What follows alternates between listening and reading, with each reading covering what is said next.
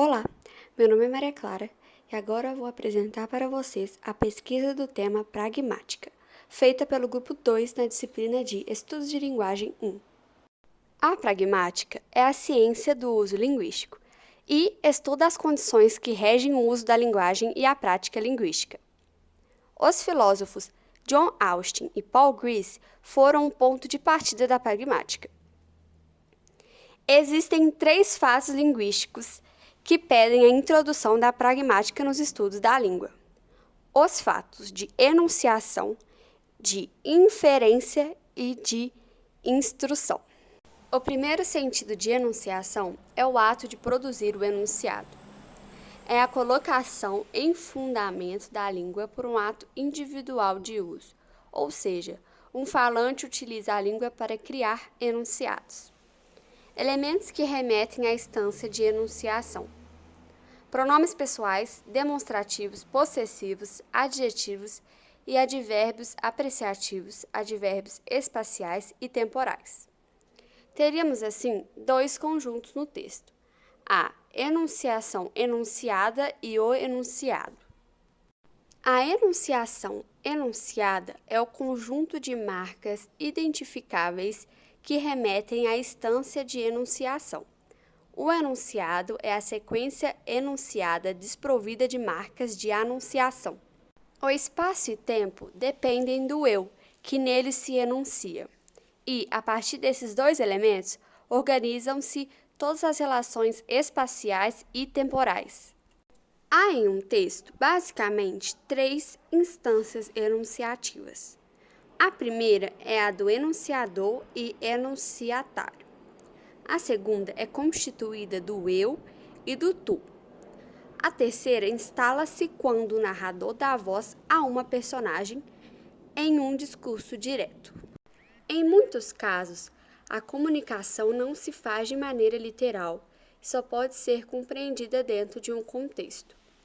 A pragmática tem a função de explicar o porquê um falante consegue compreender as expressões não literais, ou compreender mais do que as expressões significam.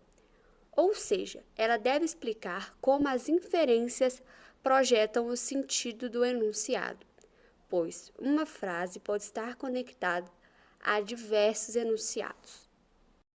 A pragmática explica que as palavras do discurso, em específicos conectores, como conjunções, preposições e advérbios, significam porque há uma maneira de interpretá-las, pois existem sentidos diferentes em que eles, em cada caso, são atribuídos. O pressuposto é a informação que não é abertamente posta, ou seja, que não participa do verdadeiro objeto da linguagem, mas que é desenvolvida pela formulação do enunciado. Os pressupostos devem ser verdadeiros, ou ao menos tomados como tal. Os explícitos são construídos por meio dos pressupostos.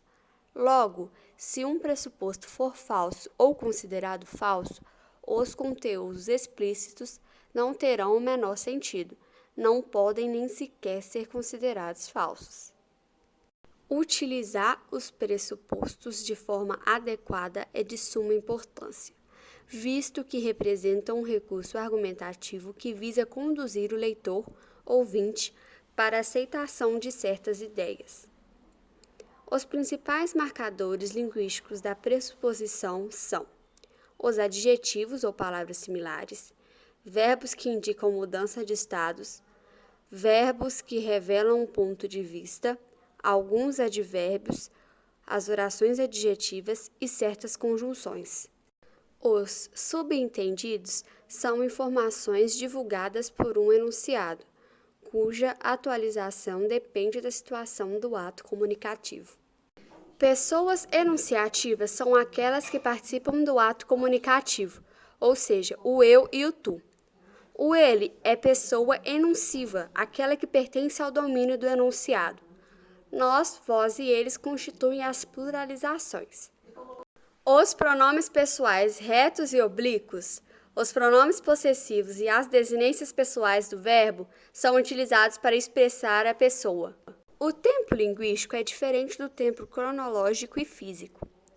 Quando o falante toma a palavra, instaura-se um agora, momento da enunciação. Em contraposição ao agora, cria-se um então. Logo, esse agora é o fundamento das oposições temporais da língua.